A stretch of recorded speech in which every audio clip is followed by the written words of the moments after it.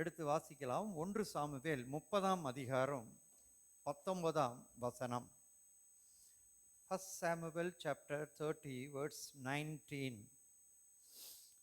அவர்கள் கொள்ளையாடி கொண்டு போன எல்லாவற்றிலும், சிறியதிலும் பெரியதிலும், குமாரரிலும் குமாரத்திகளிலும் ஒன்றும் குறைவுபடாமல் எல்லாவற்றையும் தாவீது திருப்பிக் கொண்டான். ஒன்றும் குறைவுபடாமல் எல்லாவற்றையும் தாவீது திருப்பிக் கொண்டான். David recovered all. ஜெபம் பண்ணுவோம். நல்ல தகப்பனே, உமக்கு நன்றி. இந்த பரிசுத்த திருநாளிலே நாங்கள் உம்முடைய பலிபீடத்திலே வந்து நிற்கிறோம்.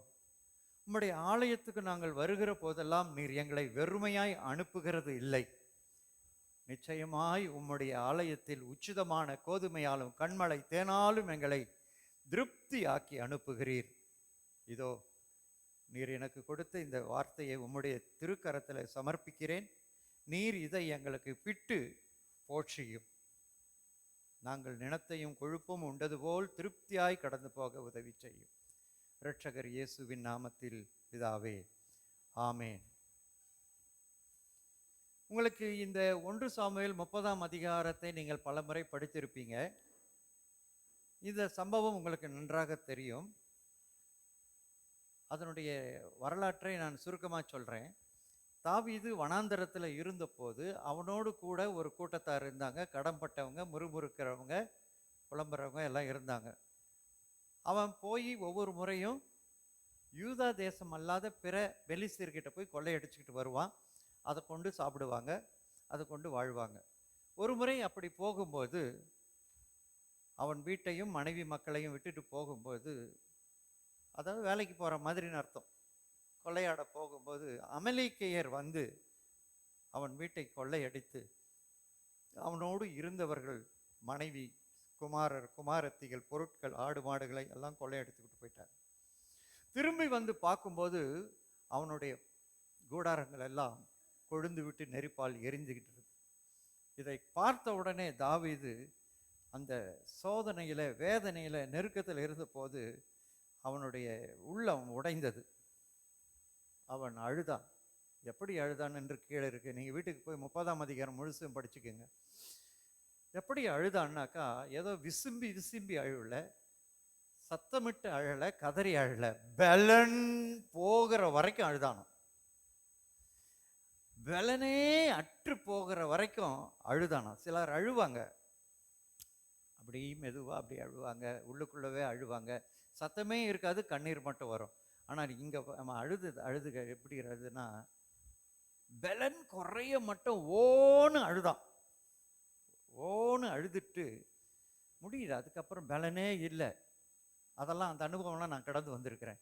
ஓன்னு கத்தி கத்தி கத்தி அழுதுட்டு அப்படியே சுருண்டு விழுந்துருவேன் கீழே. என் பிள்ளைங்கெல்லாம் கேட்பாங்க, அந்த காலத்தில் 93ஆம் வருஷத்தில் ரட்சிக்கப்பட்ட, 92ல் 93ல் எங்கள் ஏரியா காலியாக கிடக்கும். எங்கள் பையன் கேட்பான், அப்பா ஏன்பா கத்துறீங்க, ஏன் அழறீங்க, இப்படி ஏன் அழறீங்க? வீட்டில் ஏதோ சாவு விழுந்த மாதிரி நினைப்பாங்க. என் மனைவி கேட்பாங்க, ஏதோ வீட்டில் அசம்பாவிதம் நடந்துச்சுன்னு எங்கேயோ இருக்கிறவங்களுக்கெல்லாம் கேட்கும். எங்கள் வீட்டில் காலியாக இருக்கும் ஏரியாவே, எங்கேயோ கேட்கும் அழுதா, அப்படி நினைப்பான் சொல்லுவாங்க என் மனைவியெல்லாம். அது மாதிரி இந்த தாவீது கடந்து போயிருக்கிறாரு.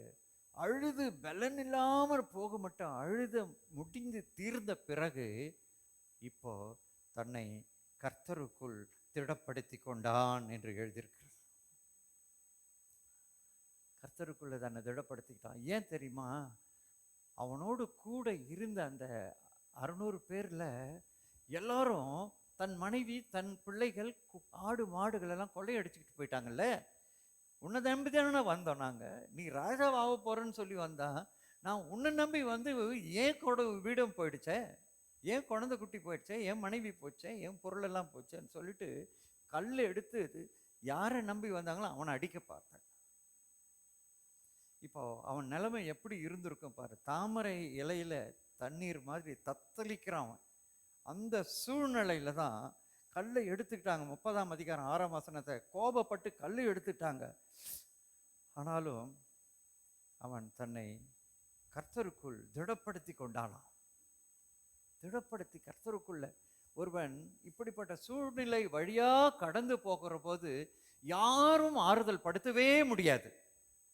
கர்த்தருக்குள் மட்டும்தான் அவன் திடப்பட முடியும்.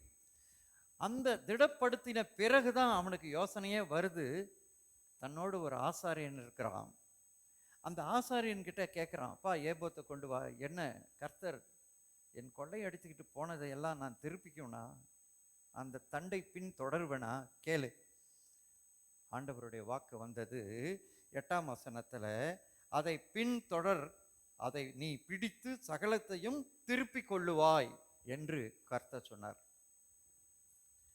ஏற்ற வேலையில நீங்க கஷ்டமான வேலையில யாரை தேடணும் அப்படின்னா ஒரு ஊழியக்காரனை தேடணும். கர்த்தருடைய ஆலயத்துக்கு வரணும், அங்கதான் பதில் இருக்கு. வீட்டில் உக்காந்துக்கிட்டு நீ அழுது புலம்பிக்கிட்டு இருக்கக்கூடாது. கஷ்ட நேரத்தில், பலவீன நேரத்தில், வியாதி நேரத்தில், வெட்கப்படுகிற நேரத்தில், நஷ்டப்படுகிற நேரத்தில் நீ எங்கே இருக்கணும் தெரியுமா? கர்த்தருடைய ஆலயத்தில். கர்த்தருடைய ஊழியக்காரனுடைய ஆலோசனையை கேட்கணும். தேவனுடைய ஆலோசனையை கேட்டால் அங்கே உன் குழப்பத்துக்கு எல்லாம் ஒரு முற்றுப்புள்ளி வைக்கப்படும். அவன் குழம்பி போயிருந்தான். தாவீதுடைய 2 மனைவி, அவனுடைய ஆடு மாடு பிள்ளைக்குட்டிங்க, தன் கூட இருந்தான். தன்னது போனாலும் பரவாயில்லை, மற்றவங்களுக்கு போயிடுச்சே, என்னை நம்பி வந்தாங்களே, அவங்களுடையதெல்லாம் கொள்ளையாடி போயிட்டாங்களே. இந்த சூழ்நிலையில் தான் கர்த்தருடைய வார்த்தை வருகிறது, நீ திருப்பி கொள்ளுவாய். நீ அந்த தண்டை, அந்த படையை திரும்பி தொடர்ந்து போ. அப்படி போகிற போது வழியில ஒரு வாலிபன் குற்றுயிரும் கொலையுரமா கிடக்கிறான். போகிறது எதுக்கு? தன்னுடையதை திருப்பி கொள்றதுக்கு. ஆனா வழியில இருக்கிறவனை கூட பார்த்து அவனுக்கு தண்ணி கொடுத்து, அத்திப்பழம் அடைய கொடுத்து, வற்றலான 2 திராட்சை கொலையை கொடுத்து சாப்பிட வைக்கிறாங்க. சாப்பிட போகிறதே நம்மளுடைய கஷ்டத்துக்காக போறான், ஆனா வழியில இருக்கிறவனுக்கும் உதவி செஞ்சான். அந்த நல்ல மனம்தான் அந்த வாலிபனே அவங்களுக்கு உதவி செய்கிறவனா மாறினான். அப்போதான் அந்த எகிப்திய பிள்ளையாண்டான் வாலிபன் ஒருவனை அவனுக்கு வழிகாட்ட கர்த்தர் உதவியா அனுப்புறாரு. அந்த மனுஷன் அங்க கேட்குறாங்க, அந்த ஆள் யார் போறது தெரியுமா, எங்களை கொள்ளையடிச்சாங்க. அவன் சொல்றான், ஆமாம் எனக்கு தெரியும், அந்த படையில தான் நானும் இருந்தேன். நான் வியாதிப்பட்ட போது என்னுடைய எஜமான் என்னை கைவிட்டுட்டாரு. நீ என்னை அவன்கிட்ட காட்டி கொடுக்காம, என்ன அவன்கிட்ட ஒப்பு கொடுக்காம இருந்தா நான் அங்கே கொண்டு போய் விடுறேன். ஏன்னா ஏற்கனவே என்னை கைவிட்டு போயிட்டான். அவங்க நான் இப்போ எதிர்கட்சிகளை வந்துடுறேன், அப்ரூவரை மாறுறேன். நீ என்ன அவங்ககிட்ட காட்டி கொடுக்காது, என்ன கொண்டு போடக்கூடாது அப்படின்னா நான் வழி காட்டுறேன். ஏன்னா அப்போல்லாம் வனாந்திரம், வழி தெரியாது, எங்கேயுமே பிரிட்ஜோ இல்லை போர்டோ இருக்காது. இப்போ வழி காட்டுறேன் அப்படின்னு சொல்லிட்டு அவன் வழி காட்டுகிறான். இப்போ பாருங்க, இவன் வழிகாட்டின போது எந்த மனுஷன் அவனுக்கு எதிராய் கல்லடிக்க ஆரம்பிச்சாங்களோ அவங்களும் கூட போகிற வழியில் 200 பேர் ஆற்றங்கரை ஓரத்தில் நின்றுட்டாங்க. நான் வரல, நாங்கள் வரல, நீ மீதி பேர் போங்க. மீதி 400 பேரோட கூட யுத்தத்துக்கு போகிறான். அங்கே போன போது அவர்கள் குடித்து வெறித்து கலித்து கொண்டிருந்ததை அவங்க எல்லாரையும் யுத்தம் பண்ணி இவர் தன்னுடையதையும் அவர்களுடையதையும் கொள்ளையாடி கொண்டு திரும்பி வருகிறார். ஒரு மனுஷன் தான் இழந்து போனதை திருப்பி கொண்டு வரும்போது அவனுக்கு எவ்வளவு ஆனந்தம் இருக்கும், எவ்வளவு சந்தோஷம் இருக்கும். அந்த மனுஷன் திரும்பி கொண்டு வரும்போது 200 பேர் அங்க நதிக்கரை ஓரத்தில் ஆற்றங்கரை தங்கிட்டாங்க பாருங்க, அவங்களுக்கு கொடுக்க கூடாது அப்படின்னு சொல்றாங்க. கூட வந்த 400 பேர் அவங்களுக்கு கொடுக்காதானே. இவன் சொல்றான், நமக்கு எவ்வளவு பங்கோ அதே பங்கு அவங்களுக்கும் கொடு, யுத்தத்துக்கு வராதவங்களுக்கும் கொடுன்னு சொல்லி கொடுக்க ஆரம்பிக்கிறான். இந்த சூழ்நிலை தான் என்ன வசனம் என்னுடைய சூழ்நிலைக்கும் இந்த வசனத்துக்கும் பொருந்தி வந்ததை நான் இப்போ வேற ஒரு சம்பவம் சொல்கிறேன். போன முறை பிப்ரவரி மாதம் வந்தபோது நான் யூஸ் பண்ணினதான இந்த ஹெட் மைக் செட்டு வேற, நான் இன்னைக்கு யூஸ் பண்ணுற செட்டு வேற. ஏப்ரல் மாதம் 8ஆம் தேதி நாங்கள் இலங்கைக்கு பயணமானோம், நானும் இன்னொரு சகோதரனும். 21ஆம் தேதி வரைக்கும் இலங்கையில் ஊழியம் பண்ணிட்டு நாங்கள் 21ஆம் தேதி காலையில் சென்னை இன்டர்நேஷ்னல் ஏர்போர்ட்டில் லேண்டிங் ஆனோம். டெர்மினல் 2ல் கன்வேயர் பெல்ட் 5ல் எங்கள் லக்கேஜ் எல்லாம் வந்துச்சு. இதெல்லாம் எலக்ட்ரானிக் ஐட்டம்ன்றதுனால நாங்கள் ஹேண்ட் கேரி லக்கேஜாக கொண்டு போனோம். ஒரு சின்ன பை, போன முறை கூட வந்திருக்கோம், 1க்கு 1 ஒரு பை, அதில் தான் எல்லா மைக் செட்டும் இருந்துச்சு. கன்வேயர் பெல்ட்டு லக்கேஜ் வருது, அந்த பெல்ட் 5ல் இருந்து ஏரோ அப் 2வது மாடியில் டாக்ஸி ஏறுகிறதுக்குள்ளார அது எங்கேயோ காணாமல் போச்சு. எங்களுக்கு தெரியாது. வீட்டுக்கு டாக்ஸி வந்து இறங்கி லக்கேஜ் எல்லாம் இறக்கி வீட்டுக்குள்ளார போகிறதுக்கு டாக்ஸிலேருந்து இறக்கும் போது தான் பார்த்தேன், எங்கப்பா மைக் செட்டுன்னு கேட்டால், ஐயா உங்ககிட்ட இல்லையான்றான். இவன் கிட்ட கேட்டால் என்கிட்ட இல்லைன்றான். டாக்ஸியெல்லாம் ஃபுல்லாக தேடணும், கிடைக்கல. டிக்கியில் தேடணும், கிடைக்கல, எங்கேயுமே இல்லை. 15 நாள் வெளிநாட்டு ஊழியம் பண்ணிட்டு வீட்டுக்குள்ளே வந்து நான் ஸ்தோத்திரம் பண்ணணும், வீட்டுக்குள்ளே வந்து கர்த்தரை நன்றியோடு துதிக்கணும். என்னால் துதிக்க முடியல. எந்த டாக்ஸியில் வந்தனோ அதே டாக்ஸியில் கூட வந்த சகோதரனை நான் திரும்பவும் ஏர்போர்ட்டுக்கு அனுப்பினேன். நம்ம இருந்த இடத்துல இருந்து டாக்ஸி ஸ்டாண்டு வரைக்கும் மேடை, 2வது மாடியில் டாக்ஸி வந்து எல்லாம் தேடு அப்படின்னு திருப்பி அனுப்பினேன். வீட்டுக்குள்ளே வந்து லக்கேஜ் எல்லாம் வச்சுட்டு என்னால் துதிக்க முடியலை, தேவனுக்கு நன்றி சொல்ல முடியலை. இலங்கையில் அருமையான ஊழியம், 3 நாள் வாலிபர் கூட்டம், கிட்டத்தட்ட 72 வாலிபர்கள் அபிஷேகம் பெற்றார்கள், தரிசனம் பெற்றார்கள், கர்த்தருக்கு ஊழியத்துக்கு ஒப்பு கொடுத்தாங்க. 3 இடத்துல ஊழியர்கள் கூட்டங்களிலே பிரசங்கித்தேன். மற்ற இடங்களில் சுவிசேஷ கூட்டம் நடந்தது, மற்ற நாட்களில் சபை கூட்டங்கள் நடந்தது. நல்ல வேலை வாங்கினாங்க எங்களை. தினமும் நாங்கள் காலையில் 4-5 மணிக்கு எழுந்து பிரயாணப்பட்டு நைட்டு 10 மணிக்கு 11 மணிக்கு தான் வருவோம். அவ்வளோ ஊழியம் பண்ணிட்டு உள்ளே வந்து என்னால் துதிக்க முடியலை. என் உள்ளம் துக்கத்தினால நிறைந்தது, கண்ணீர்னால நிரம்பினது. ஐயோ ஆண்டவரே, இவ்வளோ ஊழியம் செஞ்சுட்டு நாங்கள் வரோம், எங்களுடைய உடைமை காணாமல் போயிடுச்சே. ஸ்தோத்திரம் பண்ணவே இல்லை, நான் எனக்கு முடியலை, அழுகை தான் வந்துச்சு. ஏனென்றால் அதனுடைய விலை 45,000 ரூபா. அதுவும் என் சொந்த காணிக்கை, என் காசு இல்லை, காணிக்கையாக கொடுக்கப்பட்டது. ஒரு வீட்டில் கர்த்தர் ஊழியம் செய்ய போனோம், அற்புதம் செய்தார். அவங்கள அற்புதம் பெற்றுக்கொண்டதுனால அவங்க எனக்கு ஸ்தோத்திர காணிக்கையாக அதை வாங்கி கொடுத்தாங்க. அந்த 45,000 ரூபா பொருளை ஒரே நாளில் மிஸ் பண்ணிட்டோம். திரும்பவும் ஏர்போர்ட்டுக்கு போன சகோதரர் எல்லா இடத்துலையும் பார்த்துட்டு திரும்ப வந்து சொன்னார், காணோம். மறுபடியும் நான் ஏர்போர்ட்டுக்கு ஒரு நாள் போனேன். டெர்மினல் 2, டெர்மினல் 1, டெர்மினல் 5 எல்லாத்தையும் சுற்றி பார்த்து அங்கே போலீஸ் ஸ்டேஷனில் கம்ப்ளைண்ட் பண்ணி சிசிடிவி கேமரா ஃபுட்டேஜ் எல்லாம் வாங்கி பார்த்தோம், காணோம். என் நிலைமை எப்படி இருந்ததுன்னா, என்னுடைய ஒரே மகனை இழந்தது போல இருந்தது. துக்கித்து நான் தலையோ அடிச்சுக்கிட்டு அழுதுகிட்டே இருந்தேன். ஆண்டவரே, அது காணிக்கையாய் கொடுக்கப்பட்டதே, ஆண்டவரே அது காணிக்கையாக கொடுக்கப்பட்டதே, ஆண்டவரே அது காணிக்கையாக கொடுக்கப்பட்டது. எங்கே எங்கே எங்கே சாத்தானுக்கு நீங்கள் இடம் கொடுத்தீங்க. நாங்கள் பிக்னிக் போகலையே, நாங்கள் ஊர் சுற்றிட்டு வரலையே, நாங்கள் வேசித்தனம் பண்ண போகலையே, ஊழியந்தானே பண்ணிட்டு வந்தோம். ஏன் எங்களுடைய உடைமையை காக்காமல், நீர் எங்களுக்கு கட்டளையிட்ட தூதன் அதை காக்காமல் போனதென்ன? ஒரு நாள் இல்லை, 2 நாள் இல்லை, ஒரு மாதம் முழுவதும் நான் அழுதேன். இது தமிழில் சொல்லுவாங்கள்ல, எடுத்தவனுக்கு ஒரு நினைவு, பறி கொடுத்தவனுக்கு பல நினைவு. அழுதேன் அழுதேன் அழுதேன், பதிலே இல்லை, பதிலே இல்லை, பதிலே இல்லை. இதுக்கு மேலே நம்ம அழறது பிரயோஜனம் இல்லை. அது ஏன் தப்பா, என் கூட வந்த தம்பி தப்பா, இல்லை ஆண்டவரோட தப்பா, எனக்கு தெரியல ஆண்டவரே. ஆனாலும் காணிக்கையாக கொடுக்கப்பட்ட அந்த மைக் செட்டு காணாமல் போச்சு. ஆனால் எல்லாருடைய கண்ணும் அது மேலே தான் இருந்தது. எவ்வளவு அது கிராண்டாக பர்ஃபார்ம் பண்ணிச்சு அப்படின்றது எங்களுக்கு தெரியும். ஆனால் நாங்கள் கடைசியாக இந்த 1 மாதத்துக்கு அப்புறம் தாவீதை போல என்னை கர்த்தருக்குள் திடப்படுத்தி கொண்டேன்.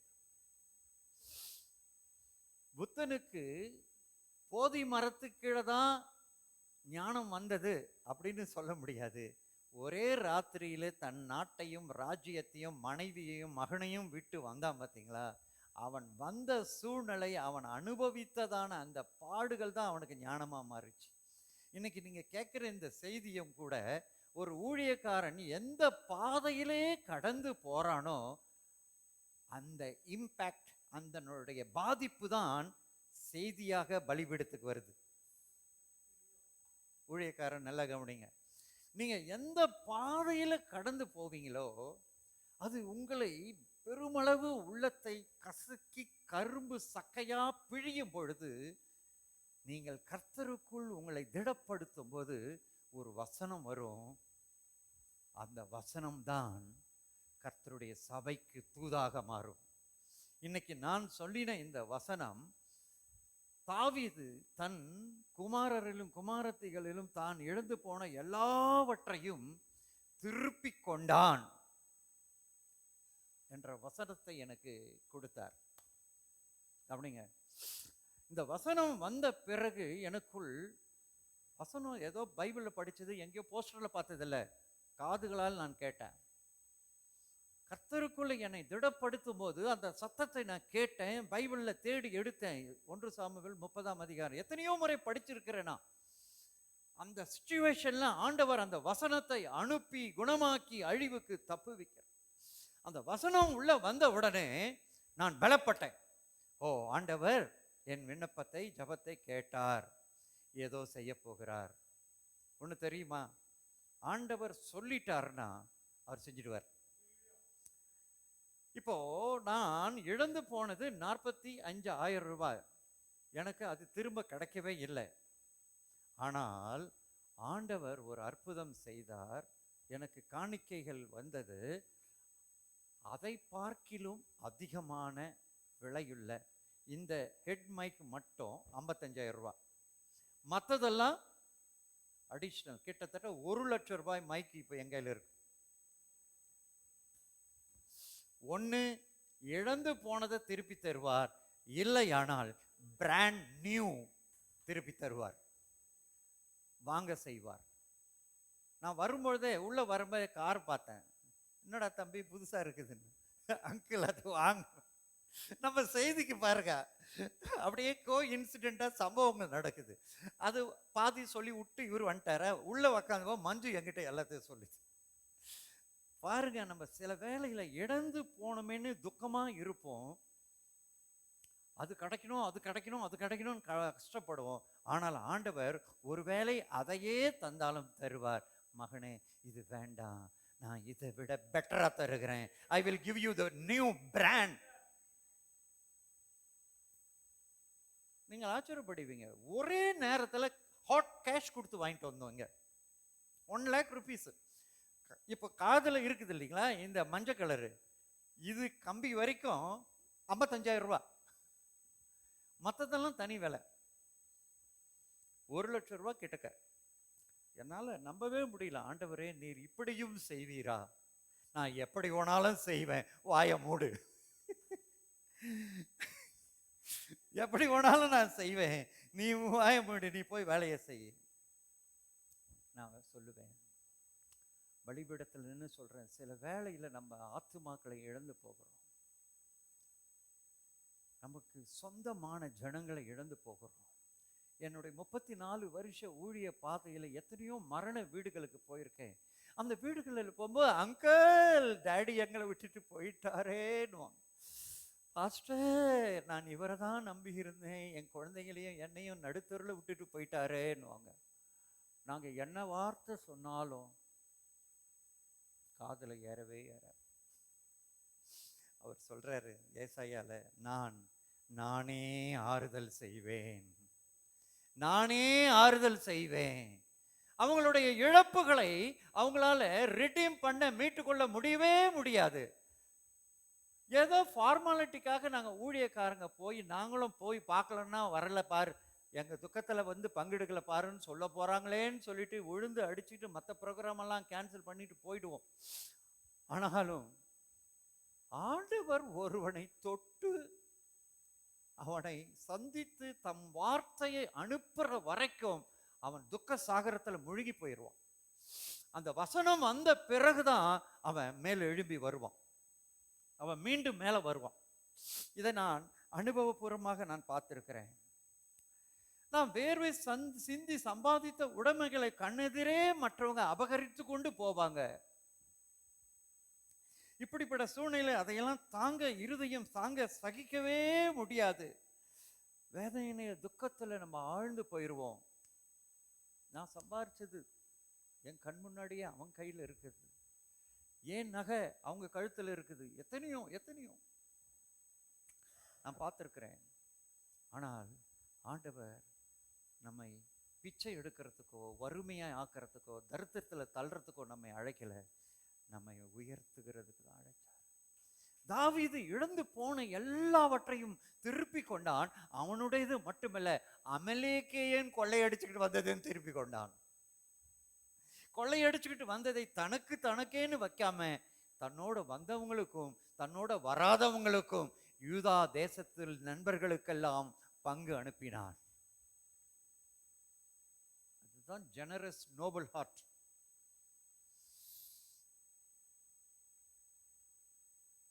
இந்த யோபுவை பற்றி பிரதர் கூட ஆராதனை சொன்னார். சகலத்தையும் திருப்பிக்கிட்டான். எனக்கு பிடி கிடைச்சிச்சு. உடனே எனக்குள்ள களி கூர்ந்த லைட் ஆன் ஆயிடுச்சு. மெசேஜ் டேப் இல்லை மைண்டுக்கு வந்துடுச்சு. இதில் இருந்து அப்படியே இங்கே ஏறிடுச்சு. சொன்ன உடனே அதுக்காக தான் காத்திருந்தேன் நான். ஆராதனை வேலையில முடிகிற தருவாயில தான் அவர் சொன்னார், என்னை காக்க வச்சாரு. இதில் இருக்கிறது எல்லாம் இங்கே வந்துடுச்சு. உடனே மெசேஜ் அப்படியே டிரான்ஸ்ஃபர் ஆயிடுச்சு. இந்த யோபு சொல்றாரு பாருங்க, 1 அதிகாரம் 21 வசனம். நான் நிர்வாணியாய் என் தாயின் கர்ப்பத்திலிருந்து வந்தேன், நிர்வாணியாய் அவ்விடத்துக்கு திரும்புவேன். கர்த்தர் கொடுத்தார், கர்த்தர் எடுத்தார், கர்த்தருடைய நாமத்துக்கு ஸ்தோத்திரம் என்றான். அவனுக்கு எவ்வளவு மென்டல் பவர், வில் பவர், மன தைரியம் இருந்திருக்கணும்னு பாருங்க. ஒரு பிள்ளை இல்லைங்க, அவன் பெத்த பொண்ணு மகன், பெத்தது மட்டுமில்ல, அவன் சம்பாதித்த ஒட்டகம், ஏர் மாடு, கழுதை, ஆடு, மாடு எல்லாமே போயிடுச்சு ஒரே நாள்ல. அவன் வாயை திறந்து சொல்றான் பாருங்க, கர்த்தர் கொடுத்தார், கர்த்தர் எடுத்தார், கர்த்தர் நாம ஸ்தோத்திரம்.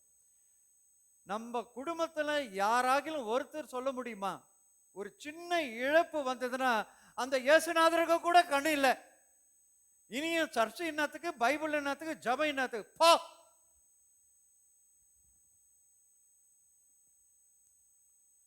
அந்த மனுஷன், நான் அந்த வார்த்தையை வச்சு எத்தனையோ வீட்டில் நான் ஆறுதல் கூட்டத்தில் பேசியிருக்கிறேன், செய்தியாக சபையில் கொடுத்துருக்கிறேன். பாதிக்கப்பட்ட என்ன ஆண்டவர் திடப்படுத்தும் போது, இந்த வசனத்தை கொடுத்த போது, அந்த மனுஷன் எவ்வளவு மன தைரியம் உள்ளவனா இருக்கணும். சொல்லுவாங்க தெரியுமா, நெஞ்சுரம் கொண்டவன், ஆழமான மனசுக்கு அவனுக்கு. கூட இருக்க ஆறுதல் படுத்த வேண்டிய விலா எலும்பு சொல்லுது, அடப்பாவி நீ இன்னுமா உத்தமத்தில் இருக்கிற, சோத்திரம் பண்ணிட்டு இருக்க, கர்த்தரை தூஷித்து ஜீவனம் விடியா. பொண்டாட்டியே சொல்லியாச்சு, கூட இருந்து தைரியப்படுத்த வேண்டிய அம்மாவே சொல்லிட்டாங்க, தேவனை தூஷித்து ஜீவனை விடு. ஆனா இவன் சொல்றான், உண்மையாகவே புதிய ஏற்பாடு விசுவாசிகளை பார்க்கிலும் ஆபிரகாம் காலத்தில் வாழ்ந்தவராம் இந்த யோபு. அன்றைக்கு பைபிளும் கிடையாது, பிரசங்கியும் கிடையாது, சபையும் கிடையாது. அவனுக்குள் எவ்வளவு விசுவாசம் இருந்ததுன்னு பாருங்க. கர்த்தர் கொடுத்தார், எடுத்தார், கர்த்தருக்கு ஸ்தோத்திரம். தம்பி சொன்னார், ரொம்ப ஆழமான வார்த்தை. ஆராதனை வேலை வந்துருங்க, சில வேலையில் ஆராதனை வேலையில ரேமா வசனம் வந்துடும். நீங்க என்ன நினைக்கிறீங்க, ஆராதனை ஏதோ வந்தோம் போனோன்னு நினைக்கிறீங்களா? நான் அப்படி நினைக்கிறது இல்லை. சில வேளையில் ஆராதனை நான் தவற விட மாட்டேன். ஒரு பிரசங்கியாக வந்தாலும் ஆராதனைக்குள்ள மஞ்சு அங்க உட்காந்து பேசிக்கிட்டேன், கடிகாரம் பார்த்தம்மா 10 ஆயிடுச்சுமா, சொல்லவே இல்லை. நானே ஜபம் பண்ண ஆரம்பிச்சிட்டேன், ஜபம் பண்ணிட்டு வந்துட்டேன். ஏன்னா எனக்கு வேணும், நானும் ஒரு விசுவாசி, பலிபீடத்துல வந்து நிற்கிற ஊழியக்காரனால் நானும் ஆராதனையில பார்ட்டிசிபேட் பண்ணணும். நான் ஒன்றும் கொம்பு வச்ச பெரிய இது இல்லை, நேராக பிரசங்க நேரத்துக்கு ஸ்டேஜ் மேலே ஏறுறதுக்கு. நானும் ஆராதித்து நானும் பலப்பட வேண்டும். ஆராதனை வேளையில் ஆண்டவர் பேசுகிறார். பேசின உடனே தான் நான் புரிஞ்சுக்கிட்டேன், ஆஹா நம்ம செய்தியை ஆண்டவர் கன்ஃபார்ம் பண்ணார். கொடுத்தாரு, எடுத்தாரு, சோத்திரம்னு சொல்றான். அது எவ்வளவு பெரிய சவுக்கடி தெரியுமா கேட்கறவங்களுக்கு? யோ நீ எல்லாம் மனுஷனா இரும்பாயா? புள்ள செத்து போச்சியா? பொண்ணு செத்து போச்சியா? வீடே எல்லாமே நாசமா போச்சியா? ஆமாயா, கொடுத்தவர் அவர் தான்யா. நான் என்னையா கொண்டு வந்தேன்? தாயின் வயிற்றில நிர்வாணியா வந்தேன்னு சொல்றான் பாருங்க. போகும்போது என் கையில ஒரு மோதிரத்தை விடுவீங்களா? எல்லாத்தையும் உருவிட்டு தான் அனுப்புங்க. கொடுத்துட்டாரு, எடுத்துட்டாரு, சோத்திரம். See how generous mind he was having. Honorable man.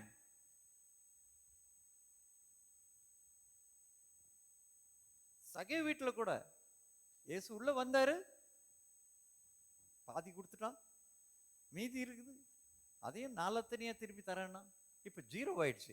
அப்போதான் ரட்சிப்பே வந்தது வீட்டுக்கு. அப்போதான் ரட்சிப்பே வருது வீட்டுக்கு.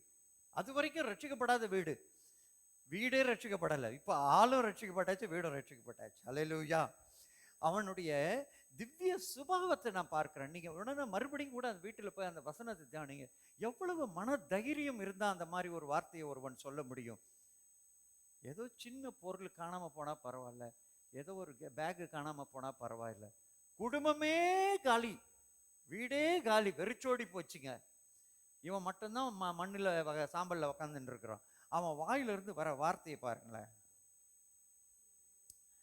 இயேசுநாதர் ஒரு இடத்துல சொல்லுவார், யோவான் 10:18, ஒருவனும் அதை என்னிடத்திலிருந்து எடுத்துக்கொள்ள மாட்டான், நானே அதை கொடுக்கிறேன், அதை கொடுக்கவும் எடுக்கவும் எனக்கு அதிகாரம் உண்டு, அதை மறுபடியும் எடுத்துக்கொள்ளவும் எனக்கு அதிகாரம் உண்டு.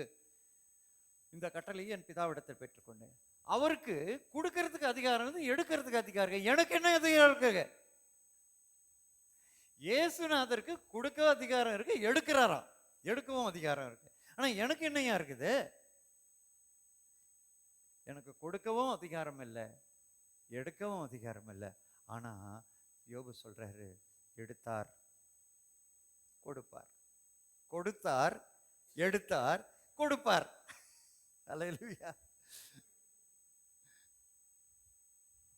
சில வீடுகள்ல போட்டோ பார்த்துருவோம், பிறப்பு இறப்பு, ஆனால் இயேசுநாதருக்கு உயிர்ப்பு. 3 டேட்டு, இயேசு மட்டும்தான் 3 டேட்டு. எங்களுக்கும் உனக்கும் கூட இருக்குங்க, பிறப்பு, இறப்பு, உயிர்ப்பு, 3 இருக்கு. அல்லேலூயா, கர்த்தருக்கு ஸ்தோத்திரம். இந்த அதிகாரம் இல்லாத நான் எவ்வளவு பரிதபிக்கப்படப்பட்டேன்.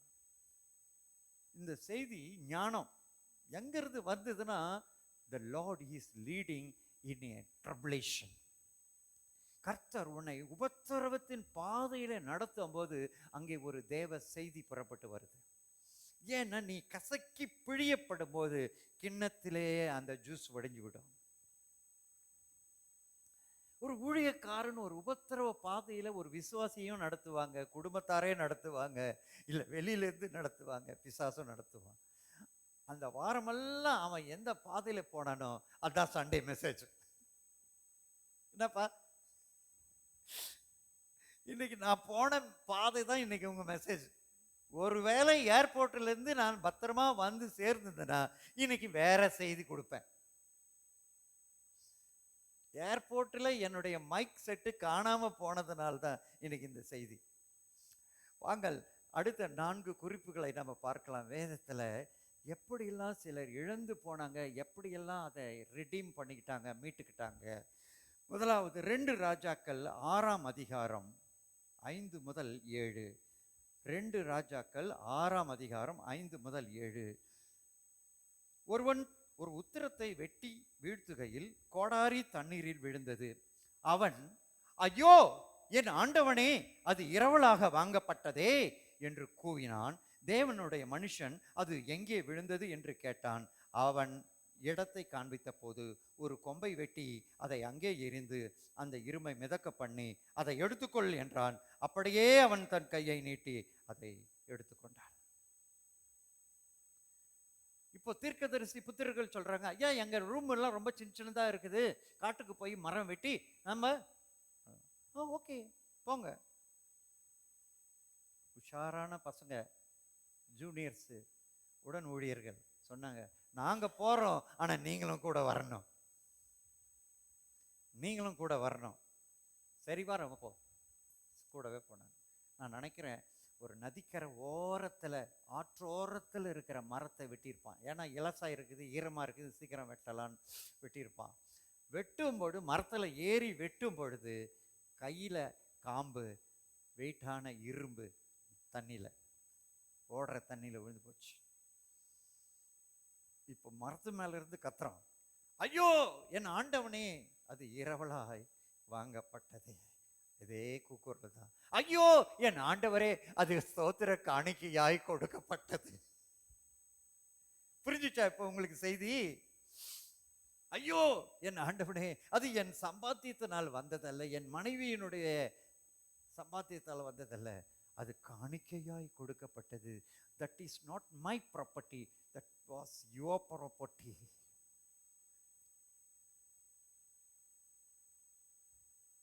பேசுறார் கர்த்தர். கர்த்தர் பேசட்டும். அது என் சொத்து அல்ல. அவன் சொல்றான் பாருங்க, அவன் ஒரு மானசங்க, அவன் நியாயமான மனுஷன். இன்னைக்கு கடன் வாங்கினவெல்லாம் மனசாட்சி இல்லாம இருக்காங்க. ஆனா அவன் கடன் வாங்கின்னு வந்துட்டாங்க, இரவல் வாங்கிட்டாங்க. சாயங்காலம் நான் என் வேலையெல்லாம் முடிச்சுட்டு போன உடனே இரவல் கொடுத்தவன் கேட்பான், அப்ப நான் என்ன பதில் சொல்லுவேன்? அவன் உள்ளம் துடிக்கிறது. ஐயோ, இந்த வேர்டை பாருங்க, alas my master, it's borrowed, it is borrowed. கடனாக வாங்கப்பட்டது. நான் என்ன போய் பொழுது சொல்லுவேன்? அவன் உள்ளம் துடிக்கிறது, வாயில் வார்த்தையா வந்துடுச்சு. நல்ல வேலை, அவன் தன் மரம் வெட்ட போகும்போது ஊழியக்காரனை கூட்டிக்கிட்டு போனான். அந்த ஊழியக்காரன் மட்டும் அங்கே இல்லாது இருந்திருந்தால் அவன் நிலைமை அவமானமாய் போயிருக்கும். உடனே ஊழியக்காரர் கேட்டான், எங்க விழுந்ததுப்பா? அது இங்குதான். ஒரு மரக்கிளையை வெட்டி அங்க போட்டான். இரும்பு மேலே மிதக்க ஆரம்பிச்சு விட்டது. மரத்துண்டு லேசானதா, கோடாரி இரும்பு லேசானதா? இந்த லேசானதை போட்டான், வெயிட்டானது மேல வந்துச்சு. லேசானதை மேல போட்டான். இரவலாய் வாங்கப்பட்டதுக்கு ஈடாக சிலுவை மரம் அங்கே விழுந்தது, இரும்பு மேலே வந்தது. ஒரு மிராக்கிள், அவுட்ஸ்டாண்டிங் மிராக்கிள் அங்க நடக்குது. இரும்பு மேல மிதக்குது. அவன் தன் கையை நீட்டி எடுத்துக்கொண்டான். He took it back. ஊழியக்காரன் கேட்டான் பாருங்க, அது எங்கே விழுந்தது? அந்த இடத்தை காட்டு. அந்த இடத்துல தான் நீ எங்க விழுந்த, அந்த இடத்தை காட்டு, அந்த இடத்தை கவனி. தமிழ்ல பாட்டு ஒண்ணு இருக்கு, இருக்கும் இடத்தை விட்டு இல்லாத இடம் தேடி எங்கெங்கோ அலைகிறாய் ஞான தங்கமே. இன்னைக்கு பாவ மன்னிப்புக்கென்று எங்கெங்கோ போறாங்க. மலைகளுக்கும் குன்றுகளுக்கும் நதிகளுக்கும் குடம் தூக்குறாங்க, காவடி தூக்குறாங்க, 2 முடி தூக்குறாங்க, என்னென்னோ தூக்குறாங்க. நீ எங்க விழுந்தையோ அங்கதான் எழுந்துக்கணும். நீ எங்க ஜபத்தை இழந்தையோ, எங்க உபவாசத்தை இழந்தையோ, எங்க சபை ஆராதனை கூடி வருதலை இழந்து போனையோ, அங்க இருந்துதான் நீ மீண்டு வரணும்.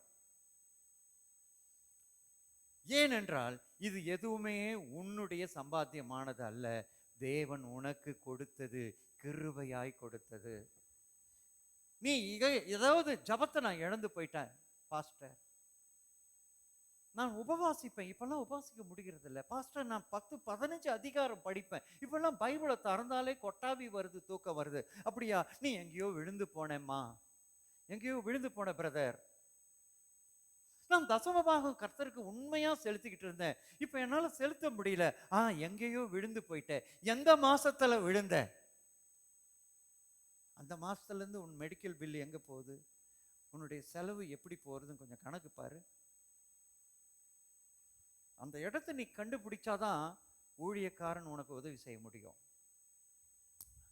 மரத்துண்டை வெட்டி போட்ட உடனே சம்பந்தமே இல்லைங்க, லேசான மரக்கிளை போட்ட உடனே இரும்பு இவ்வளவு கனம் இருக்கு, கோடாரி மேல வரும்.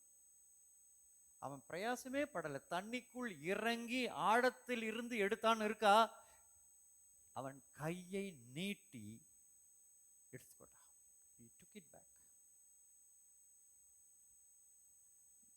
உண்மையா சொல்றேன் பிரதர் சிஸ்டர், நல்லா என்ன பாருங்க, என்ன கவனிங்க. இந்த மைக் செட்டு காணாம போனதுல இருந்து நான் எல்லாத்தையும் கன்ஃபஸ் பண்ணேன். இலங்கைக்கு போனது முதல், ஆண்டவரே நாங்கள் 1,00,000 ரூபாய் செலவு பண்ணியிருக்கோம் இலங்கையில. ஒரு ரூபாய்னால நாங்கள் உண்மையாய் ஊழியம் செய்கிறோம். ஆண்டவரே, எதனால நான் அதை இழந்தேன்? 45,000 ரூபாய் மைக்கு காணிக்கையாய் கொடுக்கப்பட்டதே, இவன் சொல்றான் பாருங்க, இரவலாய் வாங்கப்பட்டதே. பதில் கொடுக்கிறாருங்க ஆண்டவர். நீங்க என்ன நினைக்கிறீங்க? நம்முடைய தேவன் என்ன எங்கேயோ இருக்கிறாரு, என்ன பண்ணா தெரிய போகுது, என்ன பண்ணா ஜோஷுவாக்கு தெரிய போகுது, என்ன பண்ணா கர்த்தருக்கு தெரிய போகுது, அடிச்சு நிமித்து. ஜாக்கிரதை, எல்லாம் கணக்குக்குள்ளதான் இருக்குது. விளையாடாதீங்க, விளையாடாதீங்க. வல்லமை மரத்துண்டுல இருந்ததா, எரிந்த தீர்க்கதரிசியின் கையில் இருந்ததா, மிதக்க பண்ணின தண்ணீரில் இருந்ததா? உங்களுக்கு நான் விட்டு விடுகிறேன். இழந்து போன அந்த மனுஷனுடைய வாய் சொல்லில் இருந்தது. எங்கே விழுந்ததுன்னு சொன்னா பாருங்க, அங்கதான் பாயிண்ட். அந்த பாயிண்ட் மட்டும் மைய புள்ளியில அவன் நிக்கலன்னா அது மீட்கப்பட்டிருக்கவே முடியாது. எப்படியோ இழந்தவன் தன் கையை நீட்டி எடுத்துக்கொண்டான்.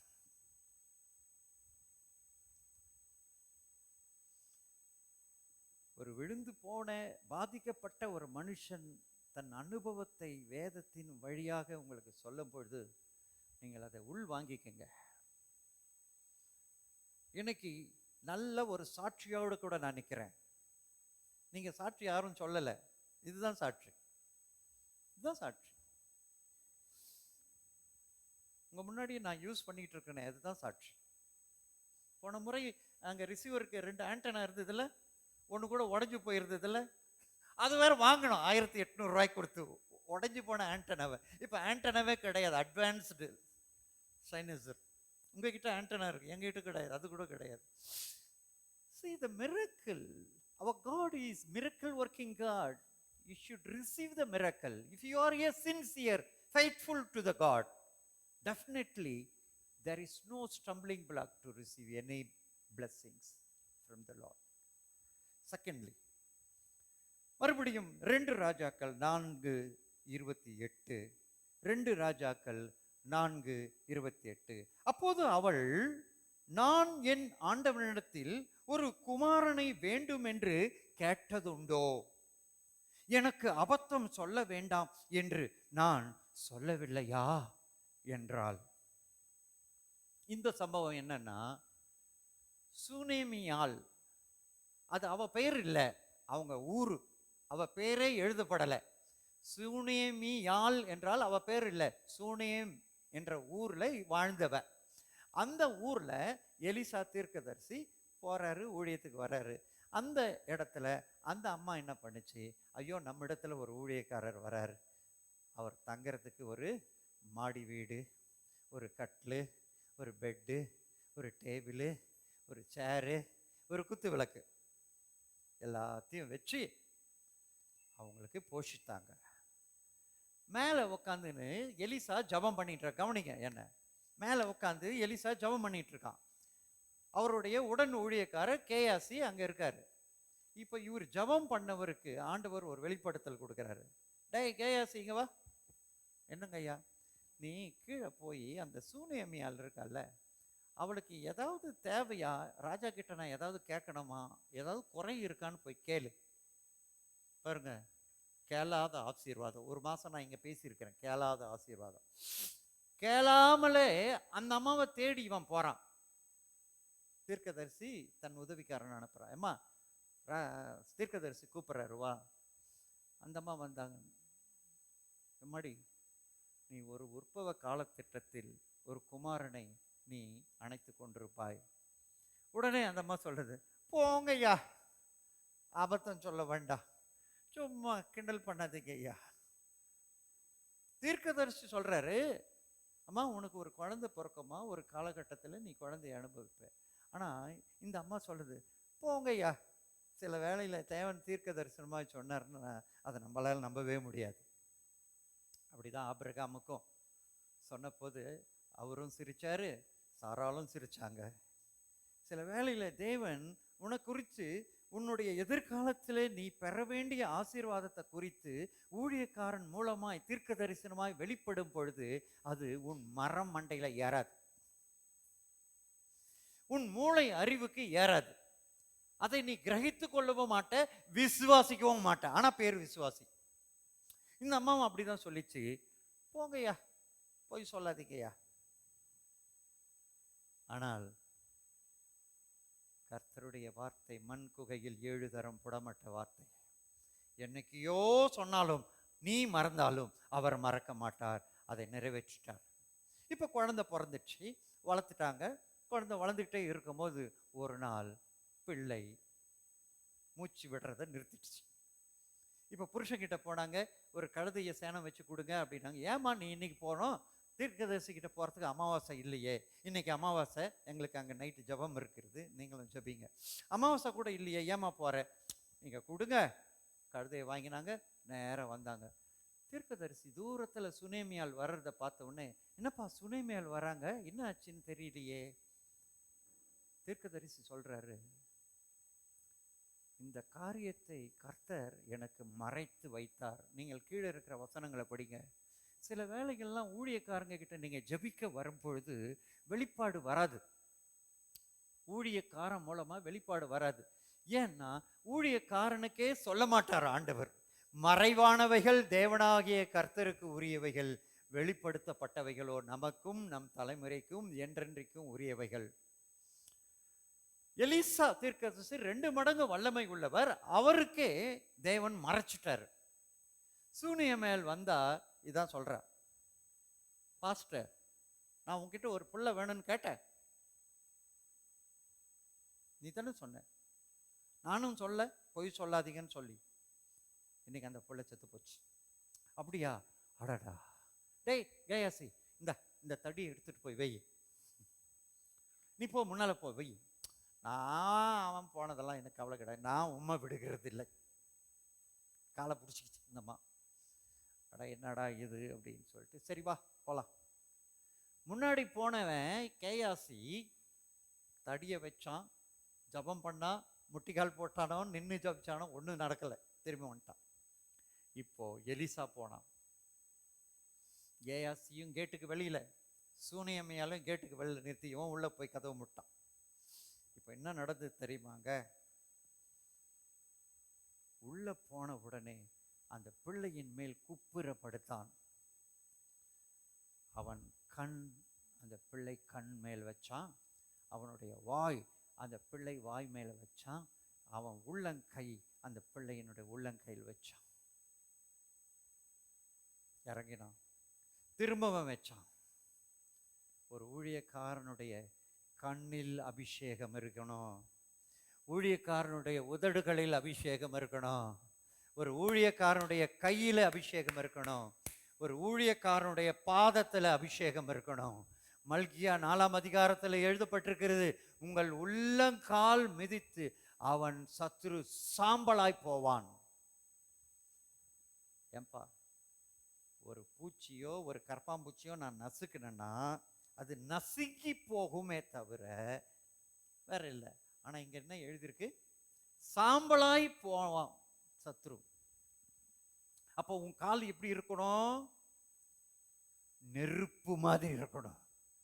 ஒரு ஊழியக்காரனுடைய அபிஷேகம், கேயாசியினுடைய கையில் இருந்ததான கோல் தடி செய்ய முடியாததை எலிசா தீர்க்கதரிசியினுடைய கண் வாய் உள்ளங்கை செஞ்சிச்சு. 2வது தரமும் அந்த அபியாசம் பண்ணி முடிச்சு எழுந்த உடனே பிள்ளை 7 தரம் தும்மி உயிர் பெற்றான். இதுக்கெல்லாம் நிறைய அர்த்தம் இருக்கிறது. கண்ணு வாய் உள்ளங்கைக்கெல்லாம் அர்த்தம் இருக்கு. 7 தரம் ஏன் தும்படான்றதுக்கு அர்த்தம் இருக்கு. நான் சொல்லிக்கிட்டே இருந்தேன்னா நீங்க சாயங்காலம் வரைக்கும் உட்காந்து ஈவினிங் சர்வீஸும் முடிச்சுட்டு போயிடலாம். 7 தரம் தும்பினான். அந்த பிள்ளையினுடைய சுவாசத்தை யார் அடக்கி வச்சது? 7 தரம் வெளியே வந்தது. 7 ஆவிகள் 7 தரம் தும்பின பிறகு அந்த பிள்ளை வெளியே வந்துச்சு. இப்ப சொல்லுங்க, தேவனால் கொடுக்கப்பட்ட ஒரு தீர்க்க தரிசனத்தின்படி பிறந்த பிள்ளையை சத்ரு பறிக்கும் பொழுது பரிசுத்த ஆவியினால் மீட்கப்பட்டு விட்டது. அல்லேலூயா. அந்த அம்மையார் கேட்டா, ஐயா அபத்தம் சொல்ல வேணான்னு சொன்னனே, நீங்க தானே வாக்கு பண்ணி ஒரு உற்பவ காலத்திட்டத்தில் ஒரு பிள்ளையை அணைத்து கொண்டிருப்பாங்கன்னு சொன்னீங்க. அந்த பிள்ளை இறந்து போயிடுச்சே, தேவன் கொடுத்தாரா? தேவனே உனக்கு கொடுத்தாரா? அதை அவர் மீண்டும் திருப்பி தருவார். ஒன்று அதையே தருவார், இல்லை என்றால் வேறொன்றை தருவார். புதியதாக தருவார், பிராண்ட் நியூ தருவார், த அப்கிரேடட் வெர்ஷன் தருவார், த ஹையர் குவாலிட்டி தருவார். உண்மையாக அந்த பழைய மைக் இருந்ததுன்னா அடுத்த 5 வருஷம் அதையே நான் யூஸ் பண்ணியிருப்பேன். ஏற்கனவே அது வாங்கி 1.5 வருஷம் ஆயிடுச்சு. இப்போ ஆண்டவர் செய்கிறது எனக்கு தெரியாது, என் மூளைக்கு மரமண்டைக்கு தெரியாது. நீ இதை விட அப்கிரேடட் வெர்ஷன் வாங்கிக்கோ மகனே, நீ இதை விட நல்லது யூஸ் பண்ணு. I will give you the best, not the worst. Best வேணும் உனக்கு, நீ பெஸ்ட் வச்சுக்கோ. பிரதர் சிஸ்டர், ஆவியானவர் உங்களோட பேசுற, நீங்க எதையாவது இழந்திருக்கீங்களா? இன்னைக்கு பலிபீடத்தில் உங்களோட தீர்க்க தரிசன வசனம் வருகிறது. உங்க கையில இருந்து பறிக்கப்பட்டுச்சா? நீங்க இழந்து போயிட்டீங்களா? புலம்பி இருக்கீங்களா? நான் புலம்பிட்டு தான் வந்து இந்த செய்தியை நான் உங்களுக்கு கொடுக்குறேன். I am very sensitive. நான் ரொம்ப உணர்ச்சி பூர்வமானவன். சின்ன காரியத்துக்கெல்லாம் நான் அழுதுருவேன். 45,000 ரூபாய் பொருள் போனா அழாம இருக்க முடியுமா? ஊழியம் பண்ணிட்டு வந்தோம்னா கம்பீரமா வரணும். வீட்டுக்குள்ள வந்து ஸ்தோத்திரம் பண்ண என்னால முடியல. எனக்கு தெரியாது அவருடைய ரகசியம் என்னது, மறைக்கப்பட்ட ரகசியம் தெரியல. எனக்காக ஒன்றை ஆயத்த பண்ண, உனக்கு முன் குறித்ததை நிச்சயம் அவர் நிறைவேற்றுவார். நீ எங்கெங்கயோ தேடிட்டு இருக்கிற, நான் வேற வச்சிருக்கிறேன், வேற வேற. நீ ஏன் அவசரப்படுற? Wait wait wait. நீ போனதுக்காக அவசரப்படாத. நான் புதுசு வச்சிருக்கிறேன், நான் வேற வச்சிருக்கிறேன். சில வேலைகளில் ஆண்டவர் செய்யறத பார்த்தீங்கன்னா, முன்னாடிலாம் நான் தரித்திரத்தினால வறுமையினால அழுதுருக்கிறேன். இப்போ என்னை ஆண்டவர் ஆசீர்வதிக்கிறதுனால அழுகிறேன். புரியுதா உங்களுக்கு? ஹல்லேலூயா. மூன்றாவதாக ஏசாயா 49:4. ஐசாயா 49:4. ஏசாயா 49:4.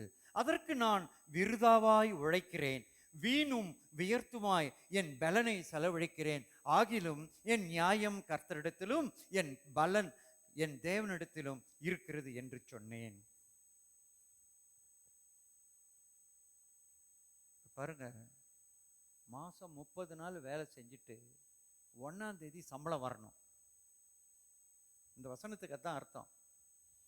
30 நாள் வேலை செஞ்சுட்டு 1ஆம் தேதி சம்பளம் வரலன்னா இதுதான் சொல்லுவான், வீணும் வியர்த்தமாய் உழைக்கிறேன், என் பலனை செலவழிக்கிறேன், என் நியாயம் கர்த்தரிடத்திற்கு, என் பலன் தேவனிடத்தில் இருக்கு, எனக்கு ஒண்ணும் இல்லையே. எக்ஸாக்ட்லி 1993 முதல் 2000 வருஷம் வரைக்கும் 7 வருஷ காலம் என்னுடைய 30 நாள் பேங்க்ல வேலை செய்வேன், 1ஆம் தேதி சம்பளம் வராது. ஏன் தெரியுமா? கடன் வாங்கியிருப்பேன், ப்ரோனோட் சைன் பண்ணி கொடுத்துருப்பேன், போஸ்ட் டேட்டட் செக் கொடுத்துருப்பேன். சம்பளம் அன்னைக்கு எனக்கு முன்னாடி அவன் வந்து பேங்க்ல டெபாசிட் பண்ணி எடுத்துட்டு போயிடுவான். சம்பளம் அன்னைக்கு என் கையில 1 ரூபாய் வராது, எல்லாம் எடுத்துட்டு போயிடுவாங்க. என் உள்ளம் எக்ஸாக்ட்லி இந்த வசனம் தான் எனக்குள்ள வந்தது. பிரதர் சிஸ்டர், இந்த வேதத்தில் உள்ள வசனங்கள் நம்ம வாழ்க்கையில ஆண்டவர் அப்ளை பண்ணுவார். வசனத்தின்படி நடக்கணும். இயேசு கிறிஸ்து கூட அநேக இடத்துல சொல்வார், வேத வசனம் நிறைவேற வேண்டுமே. உன்னுடைய வேதத்திலே வேதத்தில் உள்ள சில வசனங்கள் நிறைவேறும்படியாக ஆண்டவர் உன்னை நடத்துவார்.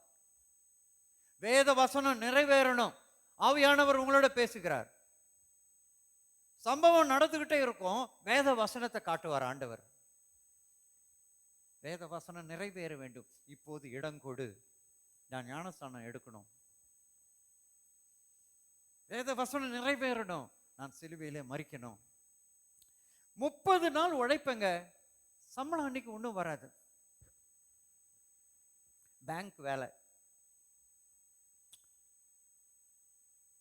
ஊருக்கு பேங்க் வேலை, ஆனா உள்ளத்துலயோ பிச்சைக்காரன், ஒன்றும் கிடையாது. சகோதரியே சகோதரனே, தேவன் என் வாழ்க்கையை எவ்வளவோ கஷ்டப்பட்டவங்க நாங்கள். எங்கள் வீட்டில் ஒரு கட்டு மார்வாடி ரசீது இருக்கும். சேட்டு கடையில் ரோஸ் கலரும் பச்சை கலருமா கொடுப்பான். கொண்டு போய் வைக்கும்போது, சேட்டு இதை 3 மாசத்துல மூட்டுக்கிறேன், 2000 ரூபா கொடுணும். அப்பவே சேட்டுக்கு தெரியும் இவன் மூட்க போறதில்லை, இது முழுகி போக போகுதுன்ட்டு. ஒரு கட்டு வச்சிருந்தேங்க, மீட்க போறோம்னு சொல்லி வச்சிருந்தேன். ஆனால் மொத்தமா கிழிச்சு கிருஷ்ணால் ஊத்தி கொளுத்திட்டேன். இன்னைக்கு எங்க வீட்டில் இருக்கிறது எல்லாம் சகலத்தையும் புதிதாக்குகிறேன். ஹலோ, சிரிப்பா இருக்குதா உங்களுக்கு? சகலத்தையும் நான் புதிதாக்குகிறேன், எல்லாம் புதுசுங்க. ஐயா, நான் சொன்னேன்னா வெக்கக்கேடு என் வைஃப் இல்லை, நான் சொல்றேன். ஒரு பெண்ணுக்கு தன் புருஷன் வீட்டில் இருந்து முதல் சீர் என்ன தெரியுமா? நிச்சயதாம்பல பட்டு புடவை. அதை கொண்டு போய் 1500 ரூபா அடமானம் வச்சோம். இன்ன வரைக்கும் நாங்கள் மீட்கலைங்க. நான் போட்ட தாலி 1/2 சவரம் உருக்கி பூக்கடையாண்ட NSC போஸ் ரோடு நகை கடையில் விற்றேன். எங்கள் வீட்டு பூஜை சாமான், குத்து விளக்கு, பூஜை கரண்டி, தூப கரண்டி, அதெல்லாத்தையும் எடுத்து போய் விற்றேன். 4 அடுக்கு டிஃபன் கேரியர் எங்கள் அம்மா மனைவி சீதனமாக கொண்டு வந்தாங்க, 5 அடுக்கு 60 ரூபாய்க்கு விற்றேன். அந்த காலத்தில் HES அலாரம் சாவி கொடுப்பாங்க, அதிகாலையில் கிணங்கன்னு அடிக்கும். மேலே ஸ்டீல் இருக்கும், மேலே பச்சை கலரில் ஒரு ரவுண்டு இருக்கும். ஞாபகம் இருக்கா? 15 ரூபாய்க்கு விற்றேன். வீட்டிலிருந்து அயன் பாக்ஸை 40 ரூபாய்க்கு விற்றேன். எப்படி சாப்பிட்ருப்பேன் நான் சொல்லட்டுமா? சத்தியத்தை சொல்கிறேன், இந்த பலிபீடத்தில் 2 அயன் பாக்ஸ் இருக்குது. இடம் இல்லாமல் 4 அல்மேரா இருக்குது. எங்கள் வீட்டிலேயே 3 ஏர் கண்டிஷன் இருக்குது. வீட்டில் பிள்ளைங்க வீட்டில் தனியாக இருக்குது. இடம் கொள்ளாமல் இருப்போம். ஃப்ரிட்ஜ் 2 இருக்குது. நான் சொல்லுவேன், நான் எல்லாத்தையும் இழந்து போயிட்டேங்க. ஆண்டவர் எல்லாவற்றையும் புதிதாக கொடுத்தார். நானும் எங்கள் பசங்களுக்கும் குடும்ப ஜபத்தில் ஜபக்குறிப்பு என்ன தெரியுமா? ஒரு பெரிய லிஸ்ட்டு வச்சுருப்போம். ஆண்டவரே, அயன் பாக்ஸ் வேணும், டிவி வேணும், ஃப்ரிட்ஜு வேணும், ஃபேனு வேணும். அப்படின்னா எங்கள் வீட்டில் என்ன இல்லை? என்ன இல்லை? ஃபேன் இல்லை, பண ஓலை விசிறி தான் இருந்தது. ஹலோ, நீங்கள் இன்னைக்கு பார்க்கறது இல்லை, நாங்கள் அன்னைக்கு வீணும் விருதாவமாய் உழைக்கிறேன், என் சம்பளம் என் கைக்கு வரல. மாசமான கடன் 25,000, 30,000, 40,000 வட்டிக்கு வாங்கி வட்டி கொடுக்கணும். இந்த கடன் கொடுக்கிறவன் இருக்கான் பாருங்க, ரொம்ப நல்லவன். அசலையே கேட்க மாட்டான், வெறும் வட்டி கொடுத்தா போதும்.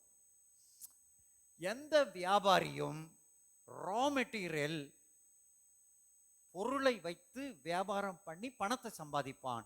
ஃபைனான்சியர் மட்டும் பணத்தை வைத்து பணத்தை சம்பாதிப்பான். பணத்தை கொடுத்து பணத்தை சம்பாதிப்பான். நீ அசலே கொடுக்க வேணாம், வட்டி கொடுன்னுவான்.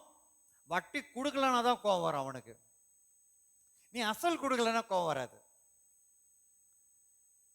பட்ட பாடுகள் என்னுடைய ரட்சிப்பு நிறைவேறும்படி என் தேவன் என்னை நடத்தின பாதைகள், நாங்கள் முழுகி போகும்படி எத்தனையோ தரம் நடுத்தெருவில் நின்று அந்த வானத்தை பார்த்து மானம் பார்த்தான்னு சொல்லுவாங்க, ஓன்னு நான் அழுதுருக்கிறேன். இதை பார்த்து கொண்டு கேட்டுக்கொண்டிருக்கிற உங்களுக்கு நான் சொல்றேன், தேவன் நம்மை அழைத்த அழைப்பில் அவர் உண்மையுள்ளவர். அழைப்பு மாறாதது. நம்மை அழிக்கிறதுக்கோ பிச்சை எடுக்கிறதுக்கோ அவர் நம்மை அழைக்கவில்லை. நம்மை நிலை நிறுத்தி உயர்த்தி மகிழுகிறதுக்கு தான் அழைச்சாரே தவிர மற்றபடி அல்ல. எனக்கு வேதத்திலிருந்து ஆண்டவர் என்னுடைய கடன் என்ற நோய்க்கு கொடுத்த ஒரு விட்டமின் டேப்லெட் வேணுமா உங்களுக்கு? விட்டமின் டேப்லெட் இந்த டாக்டர் மக்கள்லாம் தெரியாது, அதெல்லாம் உங்க கையில தான் இருக்கு. ஏசாயா 52:3 தான் மல்டி விட்டமின். கடனுக்கு ஒரே ஒரு டேப்லெட் என்னன்னா இதுதான். 52:3 விலையின்றி விற்கப்பட்டீர்கள், பணமின்றி மீட்கப்படுவீர்கள் என்று கர்த்தர் சொல்லுகிறார். கையை வச்சு ஜபிங்க. கடன் வாங்கினவங்களே, இந்த உலகத்துல சாத்தானுடைய ட்ராப், கண்ணி வலை என்ன தெரியுமா? நீங்கள் கடனில் விடணும், தற்கொலை பண்ணி சாகணும், நரகத்துக்கு போகணும். தட் அவனுடைய டார்கெட் இதுதான் இன்னைக்கு. ஆனால் என் தேவனுடைய வாக்குத்தத்தம், நீ அநேக ஜாதிகளுக்கு கடன் கொடுப்பாய், நீ கடன் வாங்காதிருப்பாய்ன்னு தான் சொல்லியிருக்காரு தவிர நீ கடன் வாங்கி சாப்பிட்டு வாழு, கடன்காரன் வந்தா உடனே ஆட்டை காட்டுன்னு சொல்லலை. உண்மை. நான் 100% அந்த வசனத்தை மேல் கை வச்சு நான் ஜபிச்சேன். உபாகமம் 14:28 100% நிறைவேறிச்சுங்க. கடன் வாங்கின நான் கடன் கொடுத்தேன். எப்படி கொடுத்தேன் தெரியுமா? பேங்க்ல பியூனா இருந்தேன், கிளர்க் ஆனேன், ஆஃபீஸர் ஆனேன், மேனேஜர் ஆனேன். இப்போ என் முன்னாடி லோன் அப்ரூவல் பேப்பர்ஸ் வந்தது. நான் பேங்க்ல இருந்து கையெழுத்து போட்டு கடன் கொடுத்தேன். லோன் அப்ரூவல் கமிட்டியில நான் மெம்பராக இருந்தேன். நான் கடன் கொடுக்கும்படி அநேகர் என்கிட்ட வந்து, சார் என்னுடைய லோன் அப்ளிகேஷனை கொஞ்சம் அப்ரூவல் பண்ணுங்க. பேங்க்ல இருந்து நான் கடனை அநேகருக்கு கொடுத்தேன். 5 ரூபா 10 ரூபா இல்லை, பல கோடிகள் அன்னைக்கு பேங்க்ல இருந்த போது. 100% தம் வசனத்தை அவர் உறுதிப்படுத்துவார், நிறைவேற்றினார். நான் சொல்லித்தாரேன், வீணா உழைக்கிறேன், விருதாவா உழைக்கிறேனே, திருப்பிக் கொள்ளுவாய், திருப்பிக் கொள்ளுவாய், சகலத்தையும் திருப்பிக் கொள்ளுவாய். எங்க வீட்டுக்கு வந்து பாருங்க, நீங்க இப்படிப்பட்ட மனுஷனா இப்படி இருக்கிறான்னு சொல்லி பார்ப்பீங்க. எத்தனை பாத்ரூம் இருக்கோ அத்தனை கீசர், எத்தனை பெட்ரூம் இருக்கோ அத்தனை ஏசி. அமெரிக்கால இருந்து வருதுன்னு நினைச்சுக்கிறீங்களா?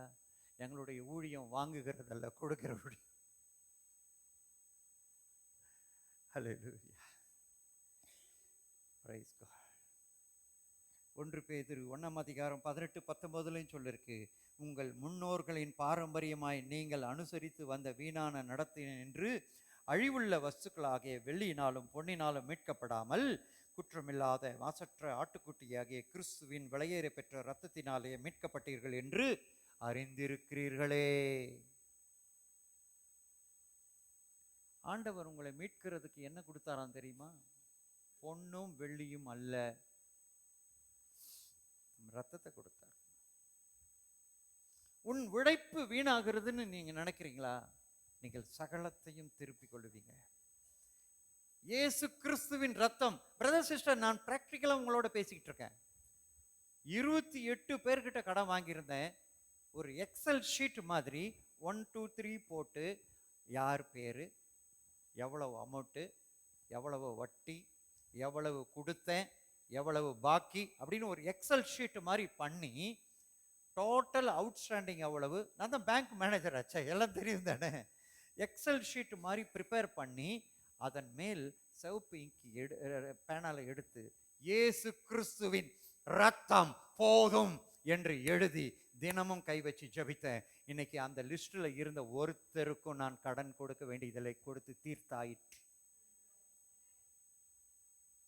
இன்னைக்கு எனக்கு ₹1 கடன் இல்லை, வட்டி இல்லை, ஒன்றும் கிடையாது. வந்ததை சாப்பிட்றோம், இருக்கிறத ஊழியம் பண்றோம். தேவன் நடத்தினால் இப்படிதான் நடத்துவார். கடைசியாக லூக்கா 15:12 நீங்க படிக்க.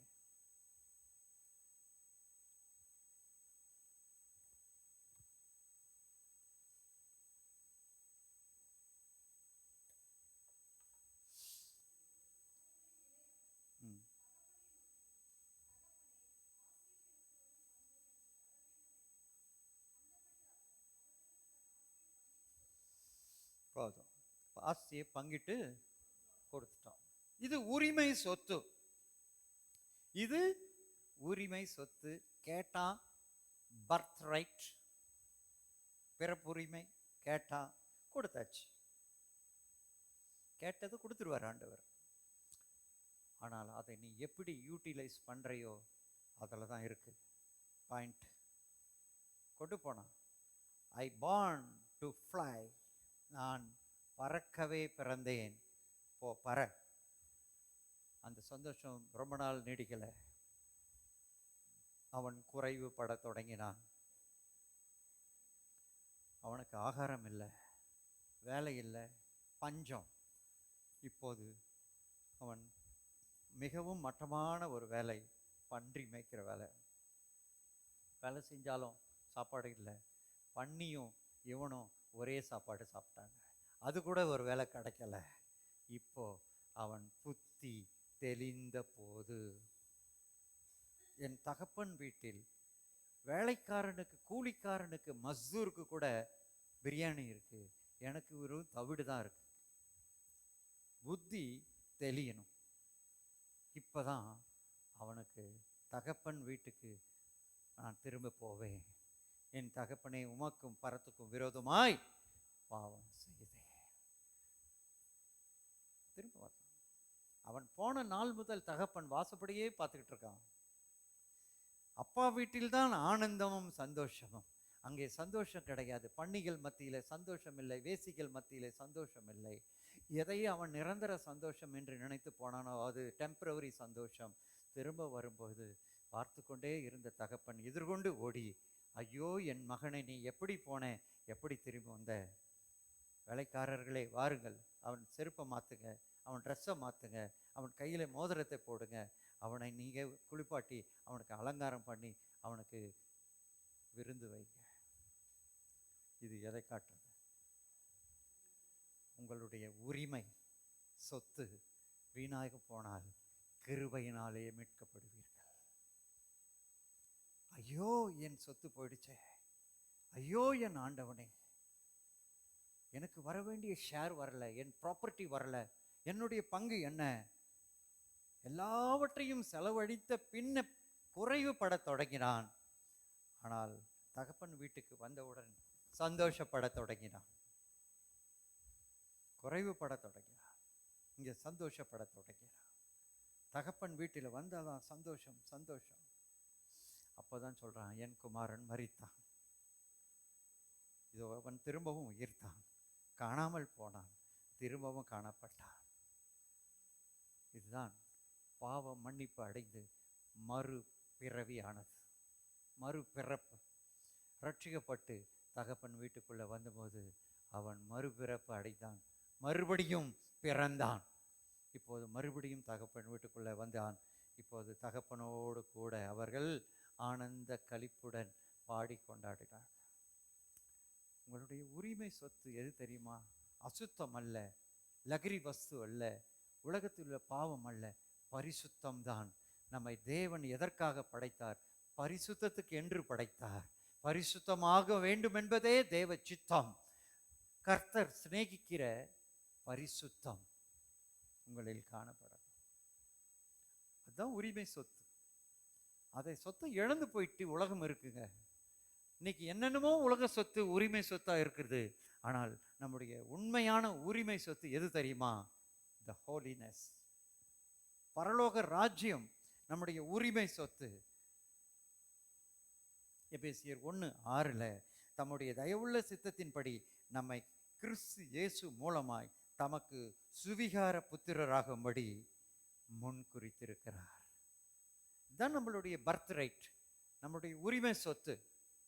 அந்த சொத்தை நம்ம இழந்து போயிட்டோம்னா அது வேற எங்கும் உலகம் தராது. உலகத்தில் எந்த அரசியல்வாதியோ, உலகத்தில் உள்ள எந்த அதிகாரியோ, எந்த ஒரு மனுஷனும் தர முடியாதது தகப்பன் வீட்டுக்கு நான் வருகிறது தான். அந்த தகப்பன் வீட்டை நான் சுதந்திரிக்கிறது தான் என்னுடைய பர்த் ரைட். அதை இழந்து போகாதீங்க. அதை இழந்து போகனா அதை விட பரிதபிக்கப்படத்தக்கவர்கள் வேற யாரும் கிடையாது. ஒரு நாள் கண்ணை மூட போகிறோம், எல்லாரும் தான். வேறொரு இடத்துல போய் கண்ணை திறக்கணும். அந்த இடத்தை நிர்ணயம் பண்ணுறது நீங்களா சாத்தானா? சாத்தானுக்கு இடம் கொடுக்காதீங்க. நம்ம சீட்டை நம்ம தான் ரிசர்வ் பண்ணி வச்சுக்கணும், நம்ம தான் ரிசர்வ் பண்ணிக்கணும்.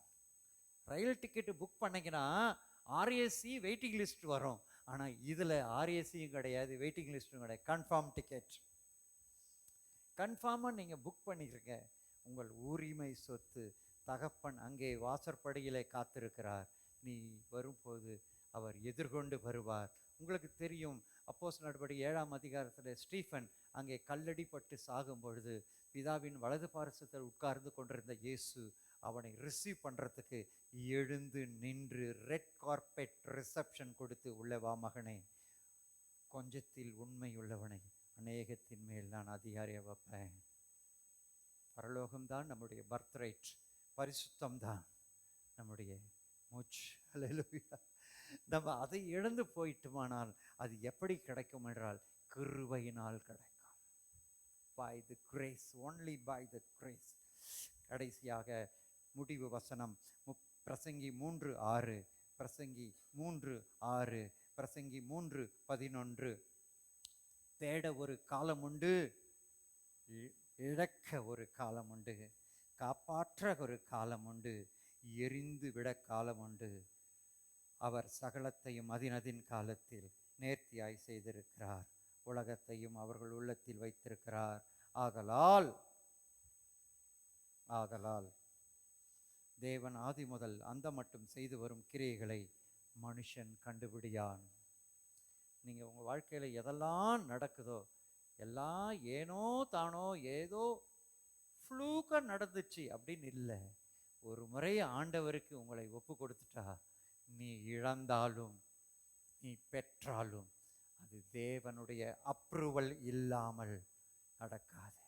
ஒரு தரம் பேதுருவுக்கு இயேசு சொல்லுவார், நான் அவனுக்கு அனுமதி கொடுத்தேன், உன்னை சுலகினால் புடைக்கிறதுக்கு நான் அனுமதி கொடுத்துட்டேன்னு சொல்லி உன் விசுவாசம் ஒழிந்து போகாதிருக்க நான் வேண்டிக் கொள்ளுகிறேன். சத்ரு உன்னை தொடுகிறதுக்கு கூட அங்கிருந்து அப்ரூவல் வந்தாதான் உன்னை தொட முடியும். நீ பெற்றுக்கொண்ட எதையும் தேவன் இழக்க இடம் கொடுக்கவே மாட்டார். உனக்கு முன் குறித்தது உன்னுடையதாக இருக்கும். நான் சம்மரியை நான் சொல்லி இறுதி ஜெபம் பண்ண போகிறோம். முதலாவது, இரவலாக வாங்கப்பட்டதே, லார்ட் இட் இஸ் borrowed. கடனாக வாங்கினேனே, நான் அதை எப்படி தருவேன்? சிலுவை மரம், சிலுவை பாடுகளினாலே நீ அதை திருப்பிக் கொள்ளுவாய்.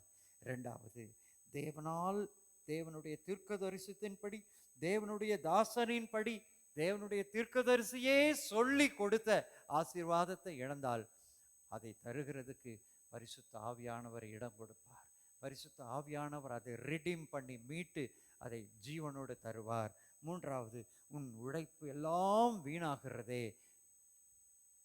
எவ்வளவு சம்பாரிச்சதெல்லாம் ஓட்டப்பையில் போட்டது போல இருக்கு. ஜானியர்னா முழம் சறுக்குதே. அப்படியானால் இயேசு கிறிஸ்துவின் இரத்தத்தினால் அந்த சாபத்தில் இருந்து உன்னை மீட்கிறதுக்கு இயேசு கிறிஸ்துவின் இரத்தம் போதும்.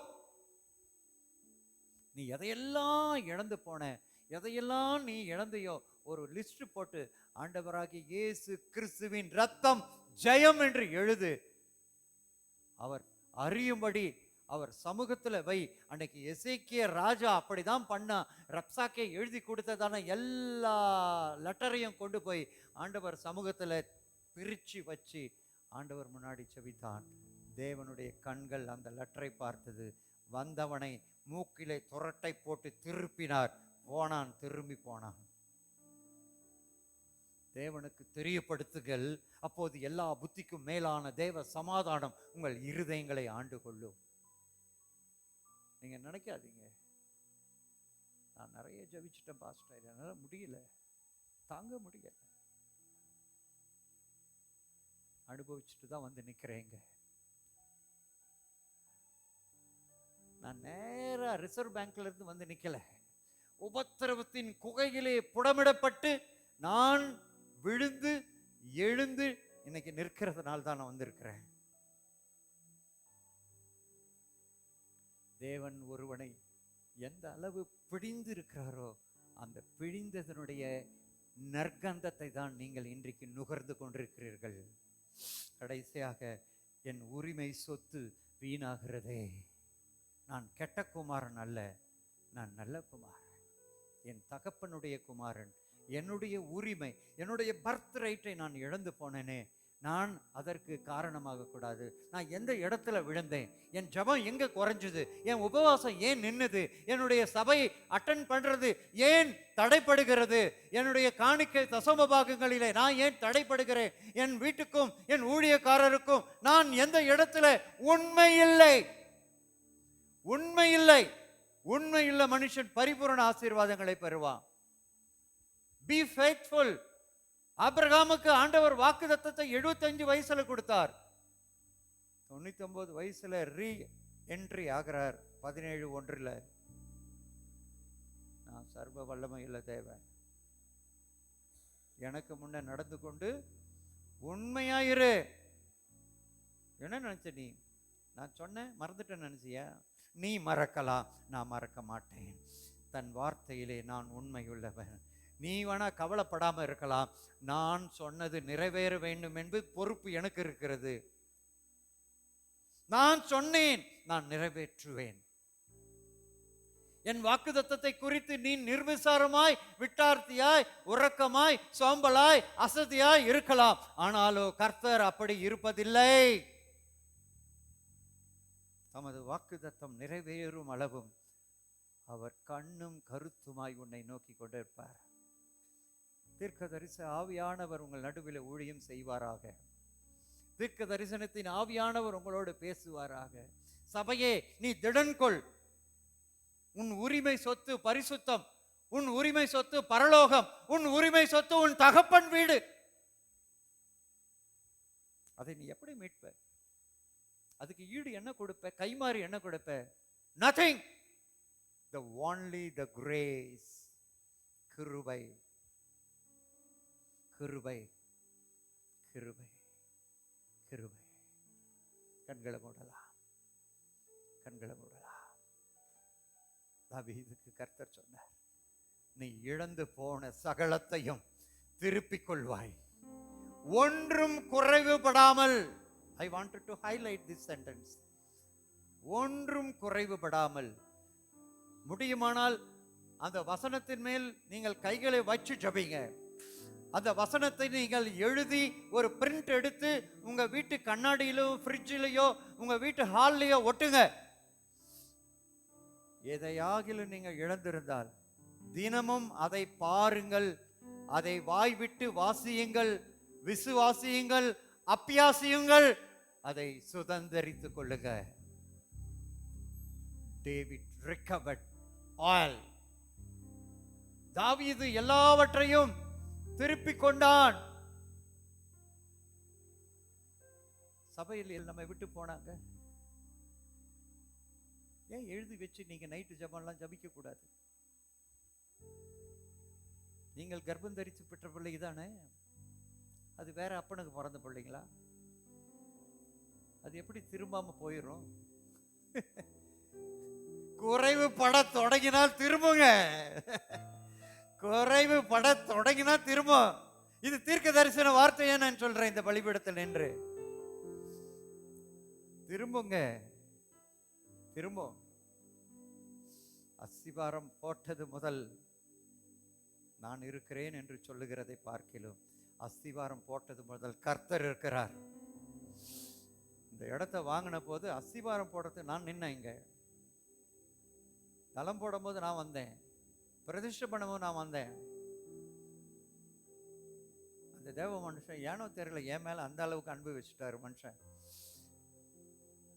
ஹல்லேலூயா. எத்தனை ஆத்துமாக்கள் நீங்க எழுந்தீங்க? கொஞ்ச நேரம் ஆனாலும் பரவாயில்லை. Check please, please check your self, check your self. Just reconcile with the Lord. Why not you reconcile with the Lord? கர்த்தரோடு கூட ஏன் ஒப்புரவு ஆகக்கூடாது? ஆண்டவரே, நான் ஜெபம் குறைச்சிட்டேன், பைபிள் ரீடிங் குறைச்சிட்டேன், சபைக்கு வருகிறத நிறைய கட்டு அடிக்கிறேன், சபைக்கு நான் கொடுக்கறதுல குறைச்சிட்டேன், நான் சபை ஊழியக்காரனோட உறவை முறித்து கொண்டேன். ஏனோ தெரியல, என்னால் முடிக்க முடியல. நான் முடிச்சிடலான்னு பார்த்தேன், சம்மரி சொல்லிட்டு. ஆவியானவர் நற்கிரியையை தொடங்கினவர் முற்றுமுடிய நடத்துவாராக. நற்கிரியையை தொடங்கினவர் முற்றுமுடிய நடத்துவாராக. தேவனுக்கு நான் ஒப்பு கொடுக்கிறேன். பரிசுத்த ஆவியானவர் உங்கள் உள்ளத்தில் ஊழியம் செய்து கொண்டிருக்கிறார்.